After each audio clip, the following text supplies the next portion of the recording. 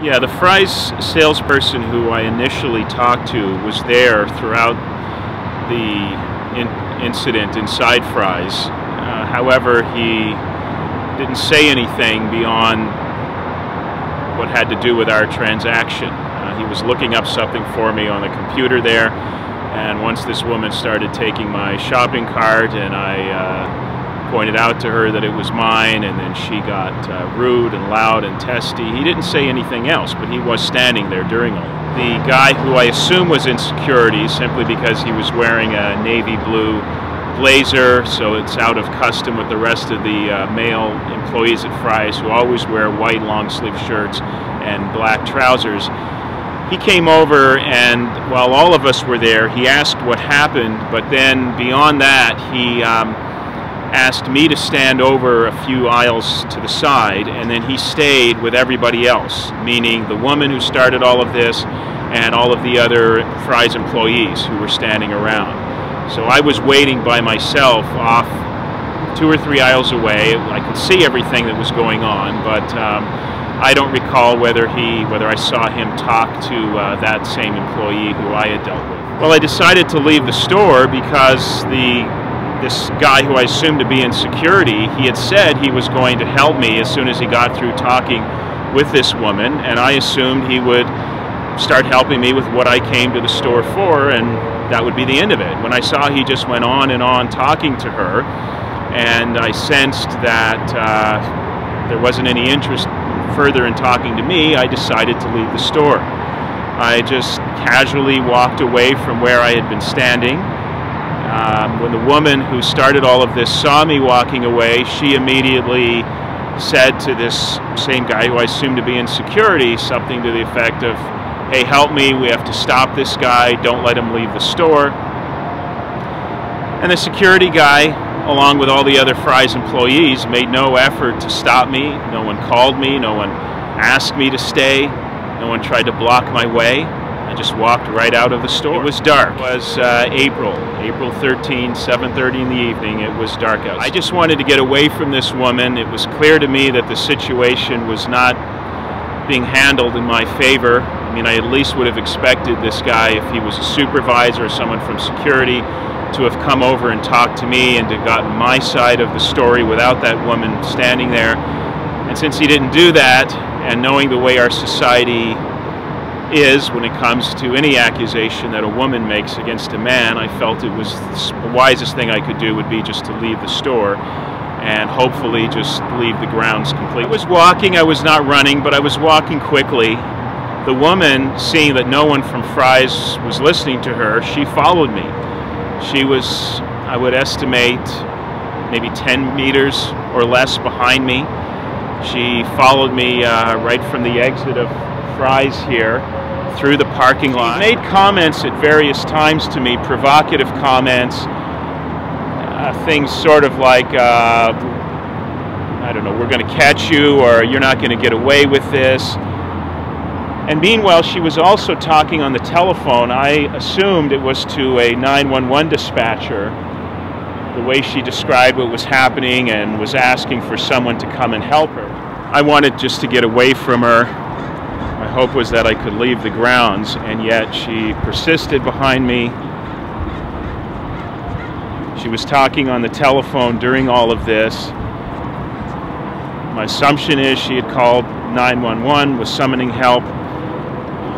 Later, once we got in the Walmart parking lot, I realized in retrospect that she had been asking some male companion of hers to come to the scene. And that's a bit odd. If she had really been struck and was afraid, why would she be following the person who she claims attacked her through a dark parking lot by herself, and why would she not call police? I didn't want to get in my own car because I was really concerned about this woman.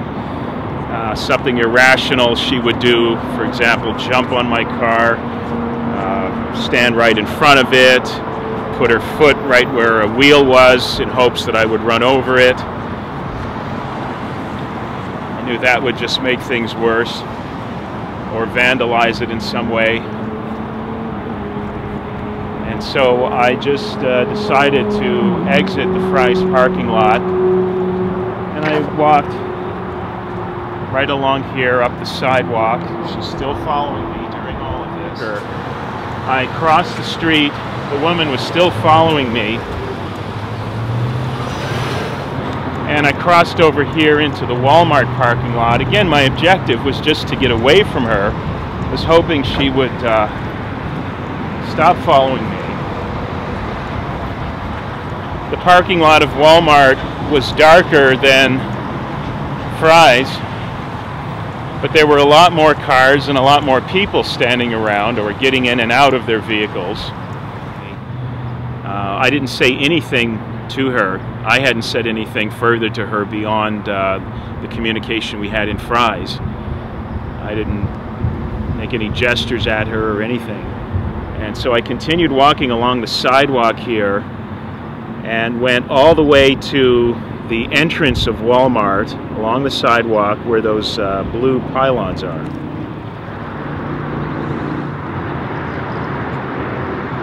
I continued to walk very quickly along the sidewalk bordering the storefront of Walmart just over here until I got to the entrance of Walmart. There are security cameras you can see at various places, and I can't imagine how these could not have gotten me as well as the woman who was pursuing me. I started, when I got to the entrance, I then curved around to go through the parking lot, and so definitely we should have been recorded. I requested within about, I would say, a week, maybe 2 weeks of all this happening. I sent a letter by certified mail to the security department of Walmart and of Fry's, insisting that the video recordings be retained indefinitely. I received a response from the security company for Fry's. I never heard back from Walmart. However, when I talked to someone in security at Walmart on May 3, almost 3 weeks after all of this happened, that's May 3, 2013, I was told at that time by the security personnel that the police had not requested the video. No one had called, no one had come by to make any inquiry about it. The man I talked to at Walmart security said he had put the footage on a disc for police. I'm not allowed to see that. I'm told by both security departments that only police are allowed to have access to that. And to my knowledge, police have never requested that video or done anything with it. If they have, they certainly haven't disclosed that to me or to anyone else that I know of. After I'd curved around from there and then came down through the parking lot here, there were a lot more people in this lot than there were in the Fry's lot. These are shoppers getting into their cars, getting out of their vehicles. And this woman who had started all of this trouble back in Fry's, who was still following me, now that she had a lot more people around, she suddenly, through no action on my part, I still said nothing more to her, she suddenly started yelling that she needed help. She started calling out to people, "Somebody, please help me. We have to stop this man. He attacked me. He threw me to the ground in a store. Please, we have to catch him." And that aroused the attention of a lot of people who then formed a mob and started pursuing me. And I was still moving quickly in all of this time, trying to get away from her and going in this direction. Now I was headed back toward the entrance of the Walmart parking lot on Stonecrest Boulevard. As I'm still trying to get away from this woman and walking quickly, there are a lot of people behind me. I could hear their voices, I could hear the sounds of their movements, I could see them slightly over my shoulder. One woman I recall, other than the woman who started all of this, I remember her even saying something to the effect of other people, "Come on, help us, we have to catch this man." And I just continued moving quickly through the vehicles here in the parking lot of Walmart. And interestingly, as I'm walking along here, there was a security vehicle for the complex that was just to my right, and the man in driving saw me, I saw him, I looked at him, he looked at me. As I was walking, he was driving at the same pace that I was. He didn't stop, he didn't slow down, he didn't roll his window down, he made no effort to assist or to intervene in what was happening in any way. It was at about this point here where these trees are that I heard her say, she still had her telephone out, I guess, and she was talking, and I heard her say something like, "That's him, that's him." I was positioned oriented in this way, planning to leave the Walmart parking lot, and I see a white or silver or gray sedan turn in and drive this way. And when the woman was saying, that's him, I later surmised what she was doing is talking to this male companion and pointing attention to me. As I was still walking in this direction, the man in the sedan turned his vehicle around just behind me and then came up to me and hit me in the back of my legs, approximately right here. I turned in this direction, and the woman who claims that I hit her in this store, claims she was in fear of me, jumped on my back. I shook her off, and as soon as I was in the midst of doing that, the man who was driving this white or silver or gray sedan had gotten out of the vehicle, come around, knocked me in the face. My prescription glasses came off fairly quickly. He had me flat face down on the ground within a very short time, I would say within just a second or two. And so as I'm about right here where this arrow is on the pavement, was flat on the pavement, and he was pounding my face into the pavement, hitting my skull, my face, my eyes with his fists. He was sitting on my back. He weighed more than me. I never had really a chance to defend myself in this whole thing. Someone was yanking on one of my legs. I suspect it was this woman who started all of this. And as I was flat on the ground here, I could see the feet, the shoes, and legs of many bystanders. I was calling out to them for help. No one would assist me. The man just kept pounding my face to the pavement, pounding my head with his fists, punching other parts of my torso, twisting my arms, choking me with both of his hands. I would say this went on for several minutes. I'm going to say probably 5 minutes.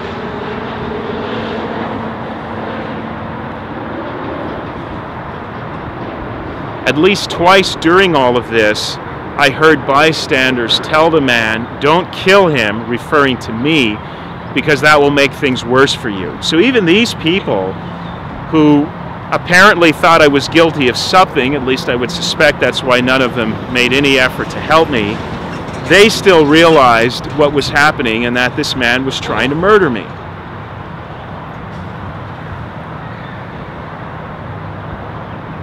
The man was vile in his comments to me and what he was saying about what he was going to do. I was telling these people I never attacked anyone. I'm innocent of this. No one seemed to care.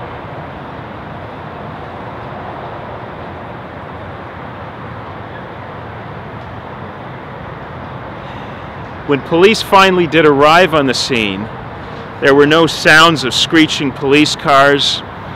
There were no sounds of police yelling, "Stop," to these people who were attacking me, the man and the woman.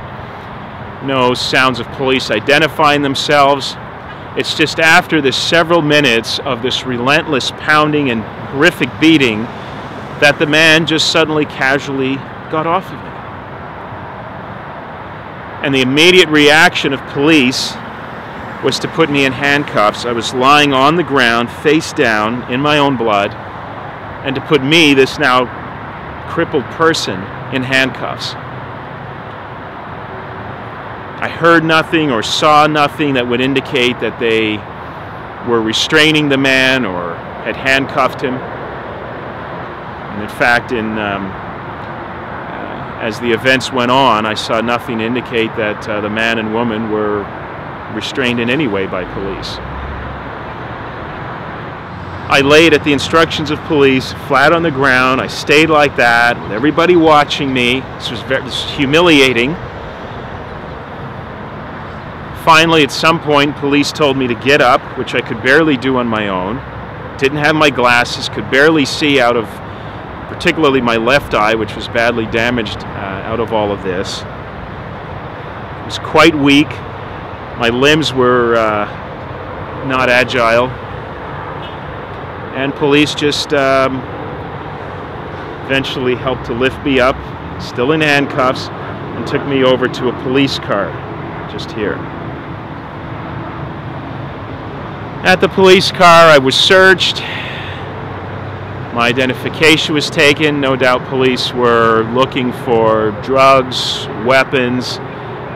To their great disappointment, they found nothing, because that's not the type of person I am. I don't carry weapons. I don't use drugs.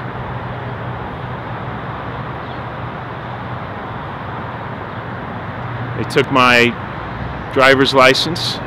The policeman took my driver's license and then put me in the back of the police car. I had asked for medical attention even while I was lying on the ground. That was denied. There was an ambulance just over here and a fire truck. I was not allowed to get medical attention. I asked for someone to please get whatever was left of my prescription glasses. Police refused to do that. And likewise, when I was over at the police car, again, asked for medical attention. That was denied. Glasses, prescription glasses, no. Police were not interested in getting those. I waited in the police car at the instructions of police for quite some time, at least half an hour, with no medical attention. I was denied that. My prescription glasses, I was denied that. I noticed at some point, when I was able to turn around and look outside of the back of the police car, that the ambulance that had been there was attending to the woman, and I don't know what for, but to this woman who started all of this. And at some time after that, the ambulance and fire truck left. When the police came back and asked me, one cop that is, he opened the back of the door, he asked me what happened. I gave him a narrative of what occurred, starting from inside Fry's. And he had nothing in front of, he wasn't writing anything down. He had nothing to write with, no paper. He didn't have any recording device of any kind that I could see. Again, after the fire truck and ambulance had left, at some point when police came back to the car, I asked again for medical attention. I mean, I lost count of how many times I asked for this. And it was interesting the great effort the police went through to discourage me from getting my injuries looked at. They said, oh, there's nothing really wrong with you. You just have a bump on your nose. You'll be fine. I again asked for it. One cop, I recall, even saying, you don't have a concussion. I asked him in response, are you a neuropsychologist? How do you know this? Well, he admitted he was not, so he doesn't know anything about neurology.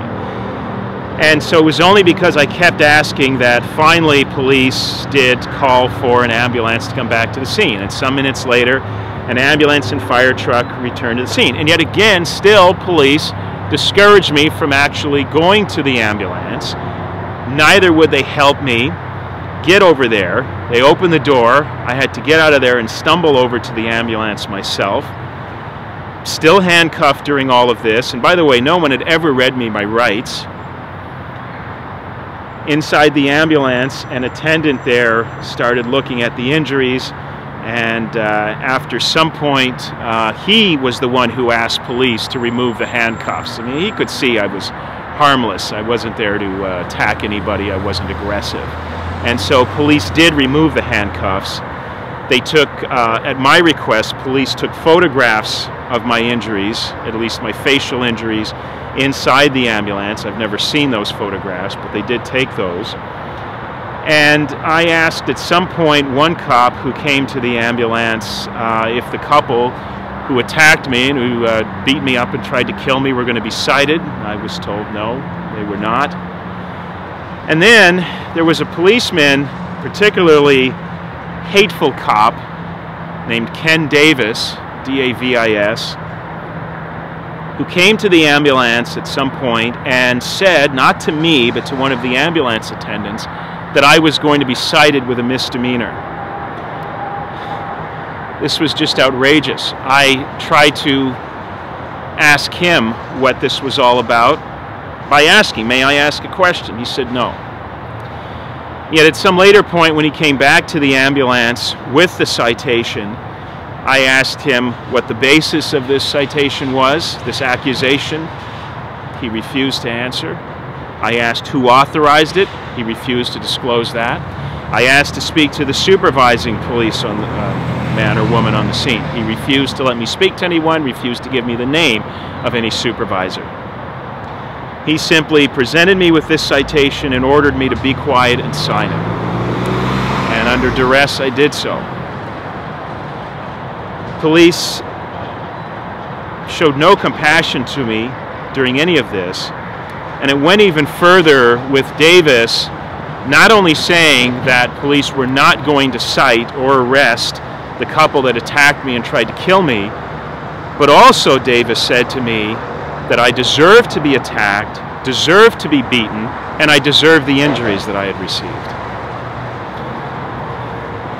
It was absolutely outrageous, and yet I remained calm during all of this, not because anything happening was just, but just because I know how our society works when it comes to police, and that they're allowed to do whatever they want, say whatever they want, and anything that one says to oppose their conduct, their misconduct, is been used against that person. And so I just remained calm during all of it. Police didn't want me to go to the hospital. They tried to discourage me from that, but I insisted on it. I felt it was sensible for me to be examined by a physician and to even have just a full review of my physical situation. Finally, I was taken to Sharp, I think it's Memorial Hospital.